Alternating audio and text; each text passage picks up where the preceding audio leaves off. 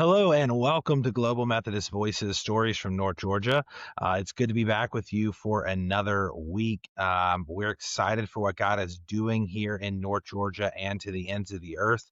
And I want to welcome you again to another episode. My name's Justin Arnold.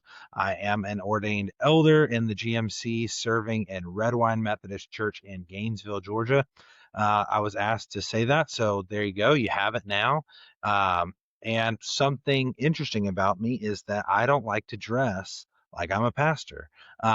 So there you have it. I don't want to wear a suit ever. If you want a suit on me, there's only two ways to get me in a suit, and you don't like either one of them. So yeah, I don't wear suits. And so there you go. There's something interesting for me this time. Uh, as we're recording, we are in Charge Conference season. And so I want to tell you our guest actually really loved her Charge Conference. And so I just want to tell you, like, this is a season where we get to, many of you, your Charge Conferences, by the time this comes out, will already be done. And that's sad. But Charge Conference has the opportunity to be more than just a meeting, the same as annual conference was more than just a meeting, the same that general conference was more than just a meeting. These are ways for us to be connected, learn about the ministries in other churches, learn how we can pray for and celebrate what other global Methodists are doing, maybe just down the road from us. And so lean into the Charge Conference time. It's not just about filling out a couple of sheets of paper and handing them in. It's about being connected, being a part of North Georgia, being a part of the connected church in the world. And so with that, I want to welcome today our guest. I got her name because she loved Charge Conference so much, actually. And so she's from the Sparta, Georgia area of the state. So we're down kind of middle Georgia. And I just want to welcome to the podcast, Skye Gess. Welcome this morning. Thank you for having me. I'm excited to be here. Absolutely, absolutely. So get us started with kind of who you are, what you do, and maybe how you serve in your local church.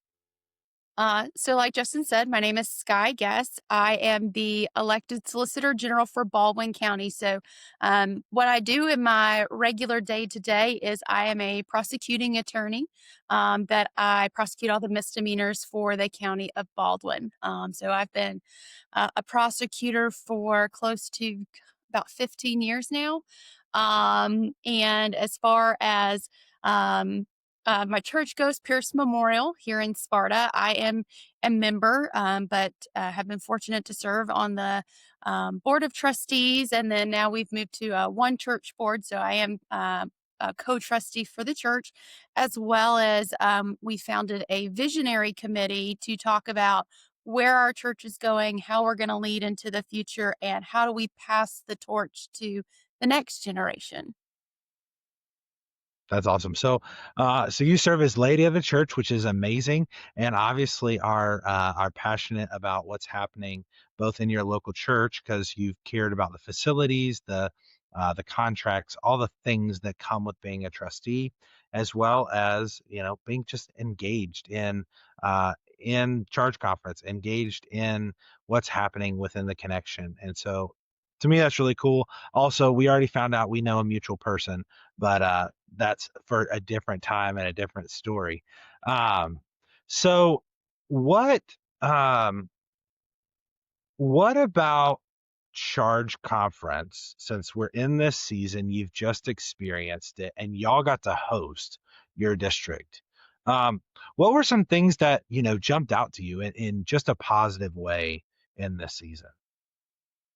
So, what I loved about Charge Conference is it was our, as our pastor explained it a lot, was it is a little bit of business and a whole lot of worship. And that was just absolutely amazing. We had a great time to fellowship after Charge Conference with the churches in our district, get to know one another, get to learn about what was going on in their churches, because we're not very far from many of these other churches. So, how can we attend maybe some of their programs, get new ideas, work with them, invite them to come to our church to experience some of the worship programs that we have coming up in the next couple of months. And it was just such an amazing time to see how much God is working, not only here in our own community, but across our district, the state. It was just an amazing experience with, and again, a lot of worship. We had the Awakening from Georgia College. They are the new kind of collegiate chapter that started, that's part working with the Global Methodist. And they brought in their students to lead some worship, which was absolutely phenomenal. So it's great to see what they're doing there on the college, which is not very far from us. It's about 30 minutes.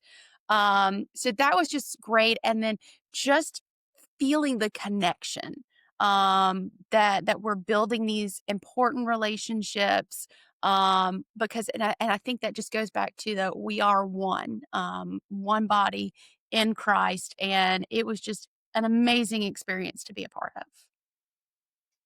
That's awesome. We love the Awakening here on the podcast.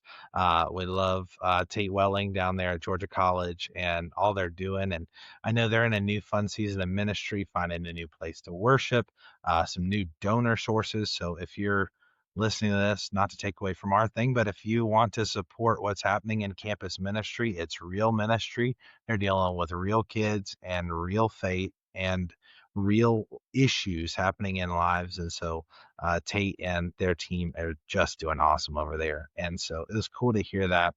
Um, Scott, what would you say that Pierce Memorial is kind of known for right now? Like, what's the thing that is exciting you about your church? Well, I'm going to back up a little bit and give just a little bit of information about Pierce Memorial. It's a very special church. So it was founded in 1802. We are currently in the third building. The first church was burned down in 1910, and then we had a second one burn in the late 20s, but we're currently in the facility that was built in the 1930s. And one of the interesting facts about Pierce Memorial, besides it being a really old church, is that the first annual conference in the state was held in 1805. And Bishop Francis Asbury presided over it. And at that time, there wasn't a conference in Georgia, so it was called the South Carolina Conference. And it was held at a place called, he had a friend at Old Dominion was the house. And and that was one of the special things is how when we had charge conference, people remarked about how beautiful the sanctuary was. And it is when you walk in the door, there's just something very special about it. But the cross that hangs in our sanctuary is from the timbers of Old Dominion, where that first charge conference was held. So it's a very important church in terms of history for Methodism. And so we're very, very proud of what we have. But when we started, like many other churches, during the process of disaffiliation, I think there was a lot of concern and worry. But God has been absolutely amazing to watch him work in our church. And very fortunate that we have a wonderful pastor, Daryl McGinnis, who felt the calling to bring it to our administrative council and ask the question of, what are we going to do for the future? And so the administrative council blessed creating a visionary committee, which consists of 5 members from the church who were tasked with coming up with ideas, things to where is our church going to go in 10 years from now? How do we prepare for the next generation? And so that's kind of how we started to tackle some of our programs. We actually been up since 4 a.m. this morning. We had our very first first responder breakfast for Hancock County, just so to say thank you to those who serve our community. But we wanted to invite them into the church, let them know who we are, let them get to know us, give them a meal, and hope that they'll maybe join us for a Wednesday night or a Sunday.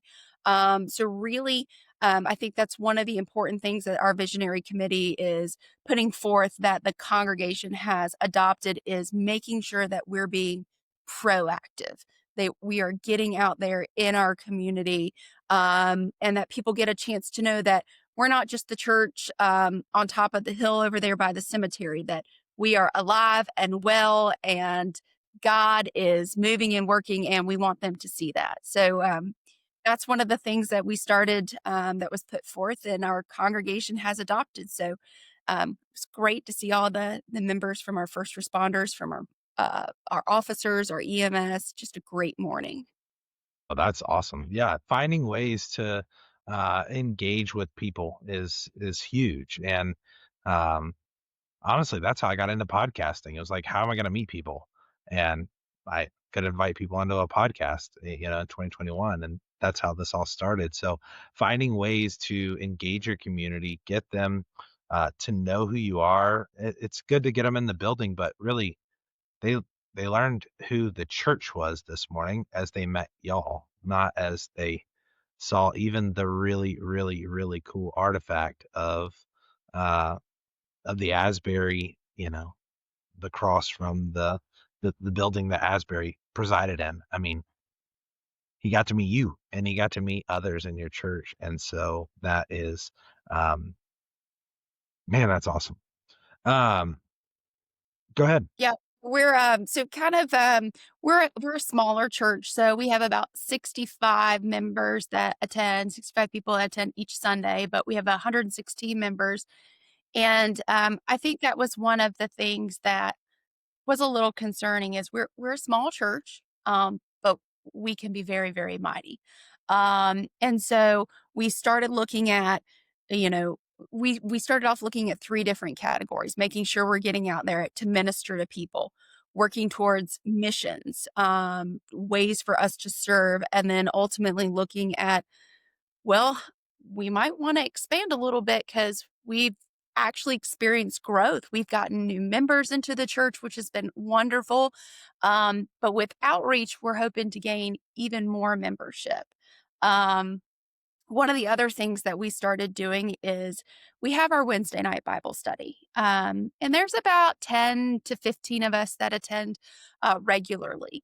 But we thought about, how do we get more people in on a Wednesday night? And I'll tell you, one of the great things this church does is a meal. I have never had a bad meal at this church. We have some ladies who are phenomenal cooks, as I'm sure there are a lot of other cooks who are, churches who are proud of their cooks as well. But we started something called the filling station. And we thought of it going back to Ephesians 3:19, where it says, "Know this love that surpasses knowledge, that you may be filled to the measure of all fullness of God." And so every second Wednesday, we have a meal at the church and a brief devotional and some worship, but just to come in and be filled physically, um, have wonderful fellowship, but most importantly, to be filled spiritually. Because that's the thing we noticed is, if you only come to church on Sunday, we're missing out on all those other opportunities. So trying to figure out, what can we do to get more people in the door, so then that maybe they want to come back on Sunday, and come back on regular Wednesday nights. It's just building those connections. So we started that in July. Um, and it's not traditional in where the preacher is always delivering the devotional. We have members of the church that get to share their testimony, bring a piece of scripture that they want to share, and that they're leading it. So you get to hear from different people in the church what God's doing in their life, how He's speaking through His word. So that was just another opportunity for not only to serve within our church, but also to get other people to come in on Wednesday nights to be a part of it. And it's just a great, very relaxed atmosphere, no suits involved. I heard you didn't like to wear a suit that Wear much. one. Won't wear one. I'll do one. I'll do on weddings if I have to, and funerals. That's it. Well, That's it. see, you'd fit right in on Wednesday night. No suits, no Yeah. suits. But so yeah, that's one of the other things that we've incorporated. We started doing, we have packed out our kitchen so much that it was recently brought to the board to put into our basement, which is very dusty and dirty, is we are going to do a small renovation and add in a second kitchen so that we can pack it out even more. We can serve more people. And it's just amazing. I know, um, when we started this, we put up a presentation um, and we chose the song I Can Only Imagine to get people to think about it. Um, and what we've imagined, God is just taking that little itty bitty seed and just growing it so much. And it has been just amazing to see over the last couple of months what He is doing. Because I couldn't have even imagined that we would be putting in a second kitchen, that we would have filled the space that was our regular kitchen so much that we needed to expand. And that's just an amazing thing to see. That's so fun. And who doesn't want a good cooked meal, and time with people? I think that's, evangelism has definitely been on my heart and our conversations, right? Like we want to see lost people come to know the Lord, and we want people to know, um, they want to know the saving power of Jesus, and all that's true. And also, we also know that we are created for community. We were created for lifting each other up, weeping with those who weep, mourning with those who mourn, celebrating with those who celebrate, walking alongside of those uh, who are just our neighbors, right? Like, and so we found at Red Wine, just like you are finding, like sitting down and eating with people is so beneficial. I would challenge y'all, Skye. I don't know how you set up your tables, but if I can make one challenge, don't let it be one family per table. Make it so people have to sit with other people. And for us, that has been a game changer. Like we have our fellowship hall is big, it holds a lot of people, whatever. Yeah. But um we do one table down the middle. It is the most useless way to set the space up. We could fit 10 times more, but we would lose that family dinner table. That's the church family, not the individual family. So, if you're not already doing it, you might be, but make people sit with each other. It's Yes, super, super absolutely. fun. Yeah, and if you got to make it awkward and drag tables across the room so you can be separate, you won't do it. So, yeah, that's been a game changer. Been a game changer for us.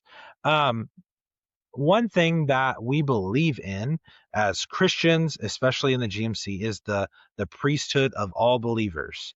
And so we talked very briefly before we recorded, but I want to hear, like, God has called you into ministry, and that ministry is in prosecution.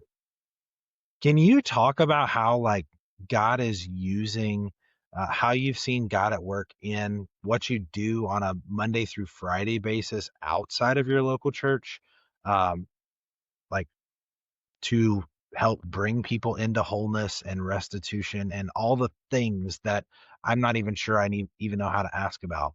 Can you talk about how God, has used your calling into law to live out what He asked for you? Absolutely. It's not been an easy journey, because I started off as an assistant district attorney and, um, uh, I had hit kind of almost like a brick wall, because when you're dealing with felonies, murders, aggravated assaults, kind of dealing with the worst of the worst, it can be really wearing and taxing. And unfortunately, our prior solicitor, she passed away unexpectedly. And, a lot of people were like, you should do the job, it would be great for you. And I really struggled with it. It was probably one of the hardest decisions I've ever had to make. And prayed about it. And that was such a struggle with God. I think I fought him all the way. Um, just because I knew that if I let go and let God, he was going to open up this door. And finally, after struggling for weeks and weeks and weeks with God, I said, I'm letting it go because I can't sleep at night. and you got, I'm gonna turn it over to you. And he blessed me with being appointed to being the solicitor. And so I'm in my second term now. So I've been doing it for 6 years. And it's really been a blessing because I have the opportunity working with people who are first time offenders, who've never been introduced to our criminal justice system, to be able to see, hey, maybe they made a mistake. What can we do to get them turned around? Looking at sending them to different programs. We have some great counselors that help, different rehabilitation organizations we will work with. We have a women's group for women who are victims of family violence and batteries, which we just had a graduating class. And one of the things that we recently brought back is um, we started giving them a devotional book for the year. And, I put a little special message in there because we're all going to face challenges and hard times. And I put my favorite verse, which is Joshua 1:9, in there to remind them that you're not alone, that God is with you every step of the way. And it's just being able to sit down and have a conversation, especially with people who, um, defendants don't have to come and talk to me. Everybody has the presumption of innocence. They don't have to say anything. But those who want to sit down and talk to me and explain to me what's going on in their life, because maybe this isn't the crime that has been committed. Maybe there's something else that's going on. And trying to figure out, is it alcoholism? Is it a drug problem? Mental health issues? Seeing if we can look at what's the root cause versus, well, let's just put them on probation and have a nice day. So I've been really blessed to do that I get to look at a more holistic prosecution of things, versus it's not always about here's the law and here's the punishment. And so I've got to meet some wonderful people along the way. I'm blessed. My office is absolutely wonderful, full of wonderful, godly people, um, who pray and who pray for me and pray for our office and what we do. And it's just been a wonderful blessing. I kind of wish I hadn't have fought God so hard on it at the beginning. It would have saved me a lot of aches and pains. But that's, I guess, part of the stepping out on faith. And it's just been wonderful to be blessed to be the solicitor for the last 6 years. That's I love it. I love when people can see that God has called you to it, right? That he prepared the way. The way was not necessarily a clean way to get into it, but God knew before the beginning of time that there was a way for you. And I think the other thing is like being in being in that situation can be so much about justice and at the same time, because of our faith and because of your faith, you get to also lead into it with grace and mercy. And especially with your first time defenders, they've done something. It sounds like, we want to offer mercy, we want to offer grace. There are legal requirements that have to be met, all the things, and you know all much better than I do. But can we offer grace? Can we offer rest? Can we offer, rehabilitation? Can we offer an opportunity for wholeness for your community? Right. And so I I love the posture that you're taking in your role on your day-to-day calling that God has placed on your life and equipped you to do and prepared for you to do. And so when you were talking about it before we recorded, I was like, I would hate to um, miss celebrating that ministry happens whether you have ministry attached to your name. Ministry happens in the courtroom, it happens in the rooms behind the scenes, it happens in offices as you're praying for. Can you your office is probably praying for those who you are prosecuting? Like, that's insane. That's not how the world looks. And so I just applaud the way that you're leading in that realm and leading in what you do day to day. And so glad we could get in between, court days. Yeah. Well, and here's the thing. I think sometimes we think about, okay, here's career over here and here's church over here, and they get put into different compartments. Um, but the more that I've gotten involved in the church, the more that I have grown in my faith. Those two things are not independent of one another. And a lot of the skills that I have as a prosecutor, as leading my office, translate into helping with the church and with our visionary committee and putting different things together. And, one of the things that I can say is I had an opportunity to work with Vacation Bible School this year and work with our youth and tell a little bit of my testimony and my story. And it's amazing to see how the youth of our church, or I guess some of them are moving into the young adult category. As I recently found out, we were having a meeting and they said, "Well, who's teaching the young adults class?" And I was like, "Oh, we have one. I'm in the young adults class," which at the ripe age of 35, I found out I'm no longer part of the young adults class. We are the middle Amen. youth. But I hit it last week. I get it. Yeah. yeah.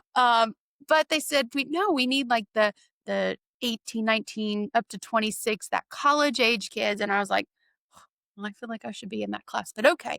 But we've had someone in our church, one of our um youth members who's he's about 20, I think he's 21 now. He stepped up to the plate and said, "I would like to help with that class and start that class." So it's really been great to see the progression and the leadership and um we with our youth and everything in building and telling stories so that we get afraid to as adults. It's hard sometimes to talk and to speak and to do different things, but we've been fortunate that they've also started every fourth Sunday, we call it push. Pray until something happens. And this is for our, middle high school kids. And they come and have pizza and have a devotional. But I would have been terrified as a kid that age. They go down to the corner and they hold up a sign that says, "Stop and pray with us." And I'm just absolutely blown away at what the youth has done because they're teaching us and to be bold and to not be afraid and to just ask someone, "Can I pray for you?" Or, "What's going on?" And we have people who stop and they get so excited that someone is stopping so that they can pray with them and for them. And it's just been absolutely amazing to see our youth step up and really take the torch in that way. So good. That's so good. And they're praying out loud. Yeah, We yeah. can't get adults to pray out loud, like adults who've been Sunday school teachers for 2 decades. It's like, hey, will you pray before we eat? No, you're the pastor. You're the one here who knows how to pray. Like, no. Please don't ask me to say the blessing. I have to say it out loud. Yeah. That's what, and they're doing it with strangers? Dude, that's awesome. That's so cool. That reminds me of a quick story. I want to take us to an aside. There was a very sick kid in the like terminally sick child, probably 10, 12 age. And he was in a church that we were a part of a while back. And he went to this church called Grace Snellville. And while he was there, uh, they were, the story that I've heard is that, everyone would come up and say, we're praying for you. We're praying for miraculous healing. We're praying that God rids you of whatever terminal illness you're dealing with. You know, and the kid would look at him and go, "Well, can you do it now?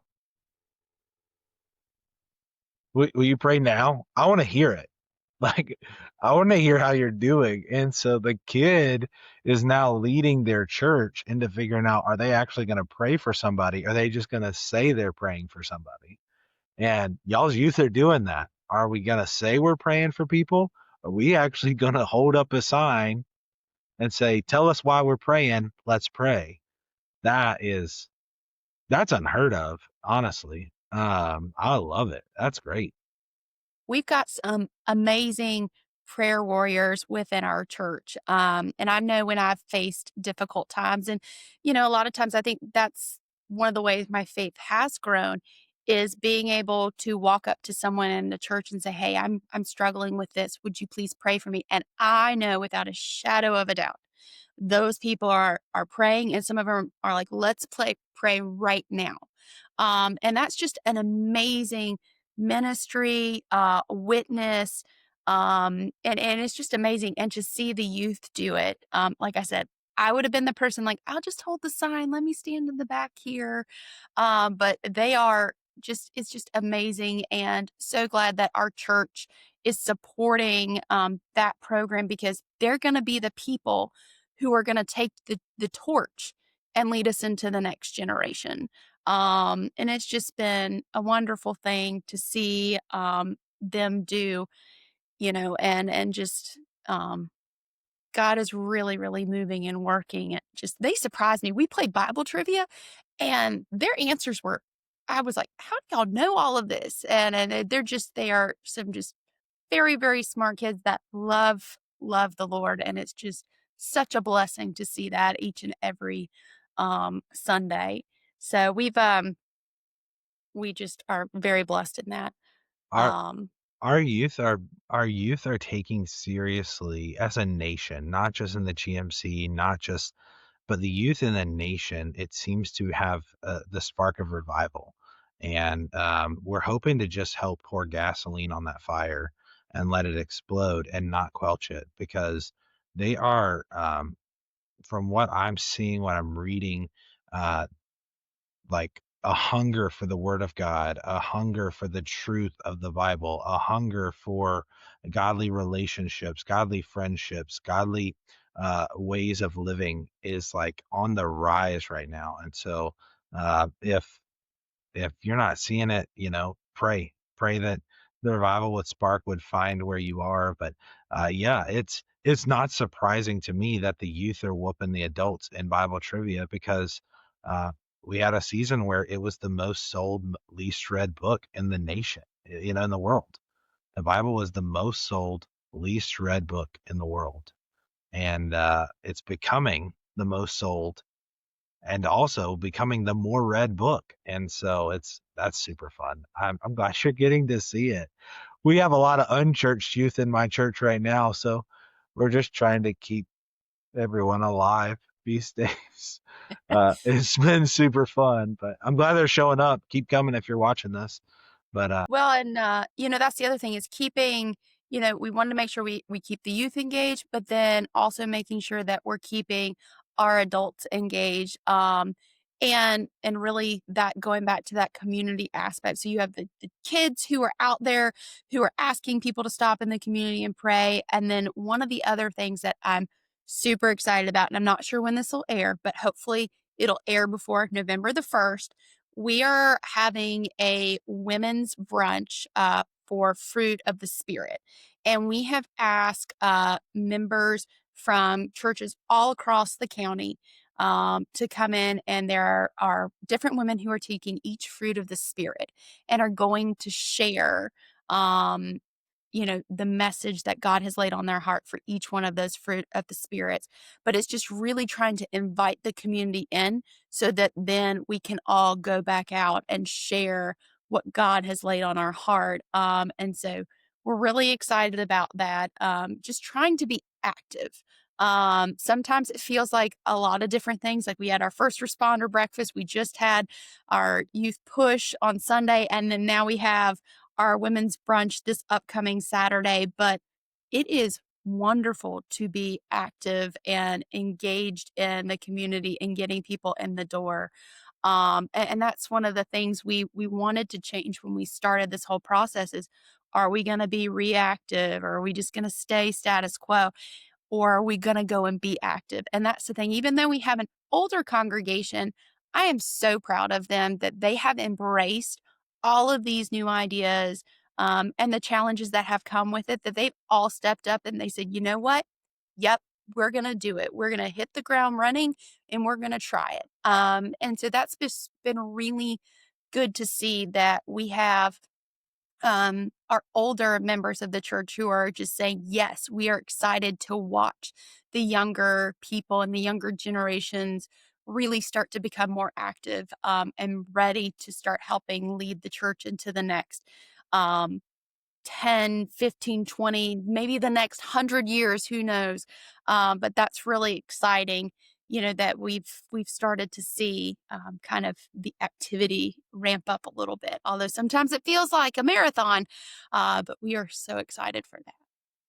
Great. That's great. I hope you'll play the Fruit of the Spirit song. Do you know the Fruit of the Spirit song? Don't know the Fruit of the Spirit song. It's a kids ministry song and it's so funny. And it's the best way to learn the fruit of the spirit so that you don't forget it. And it says the fruit of the spirit's not a coconut. If you want to be a coconut, you might as well here you can't be a fruit of the spirit because the fruit is love, joy, peace, patience, kindness, goodness, faithfulness, gentleness, self-control. And so it's fun, it's fast, and it gets the kids excited. Look it up. It's on YouTube. It's got a dumb video. It's hilarious, but you'll have a hard time forgetting the fruit of the spirit. I will So definitely have to go look it up. So, yeah. So make sure you. I can't remember. I can't remember who wrote it.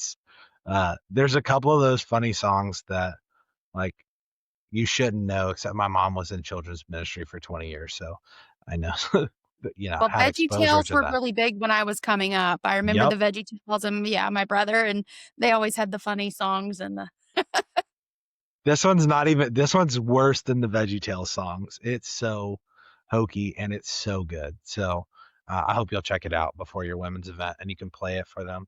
And you can tell them it's my fault if you do. Yeah, blame it on me. That's good.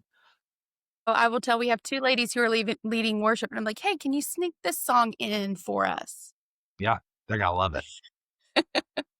They're gonna love it. So well, we're getting close to wrapping up. Is there any other? You obviously, I've seen you've got notes, so you came to class prepared. Is there anything else that you really want to celebrate in this season? Things that you're excited about what God's doing, things you're excited about, both in your church or maybe in your district or maybe in the conference. Things you're really just you see God at work in right now.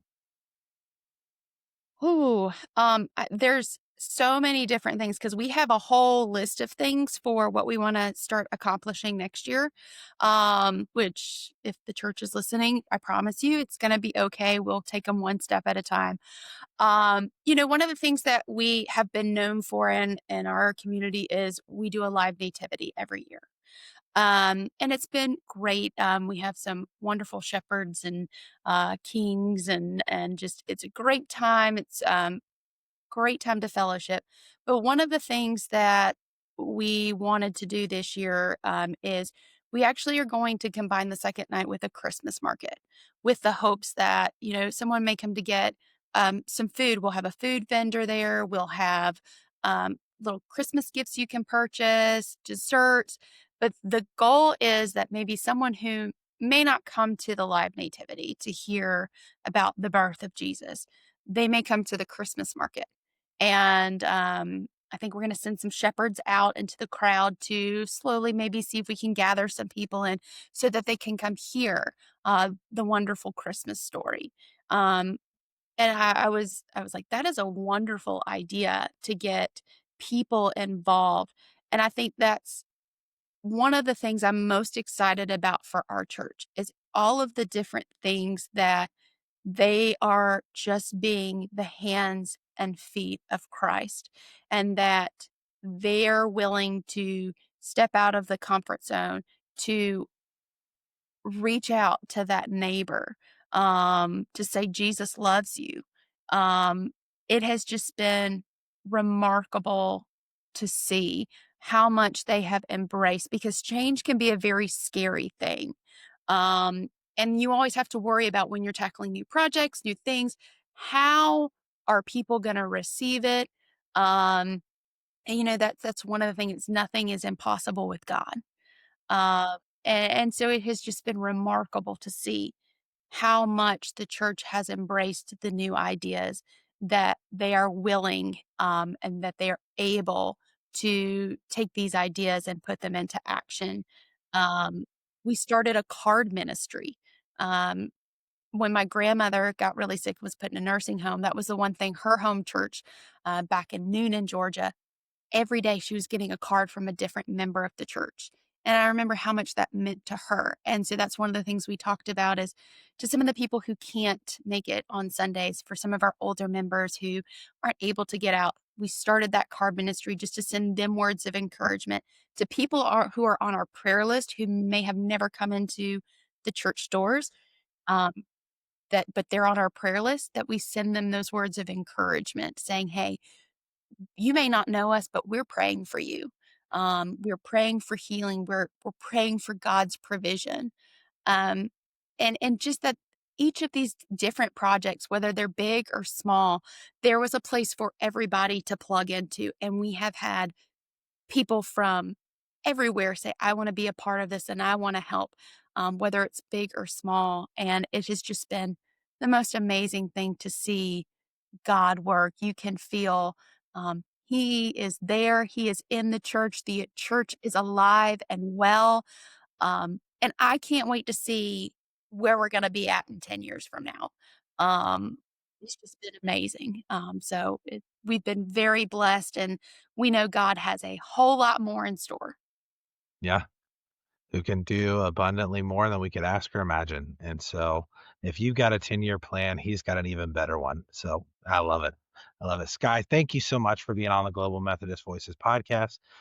Thank you for the way that you are serving at Pierce Memorial. If you're down in the Sparta area, I know that she would love to see you at church on Sunday or Wednesday or any of the events that that are happening down there. If you're looking for a local church down there, um, they'd love to have you, and they're preparing a way for you to get involved and plugged in. Um, I love the way that you are serving in your daily job, and that is your calling and ministry. And I just appreciate that you take it so seriously. It's not just work, but it is holy work that God has prepared for you to do. And so, thank you for the way that you do. Thank you for the way you're serving in your church. And so, we're excited for all that's happening down at Pierce, and so check them out. If you are new to the Global Methodist Voices podcast, we hope that you'll like, subscribe, follow, whatever the buttons say on whatever you're watching this are, so that you can hear about future episodes. Feel free to go check out previous ones. We mentioned Awakening Collegiate Fellowship. We have one with Tate Welling several months ago, so go back and check that one out. We'd love for you to hear how you can get involved with helping them and serving them in this season as they care for the college and young adults in the Milledgeville area. And so thank you. Thanks again, Skye. And thank you for all you that are watching. And we hope you have a wonderful day as you travel from North Georgia to the ends of the earth. Go with God.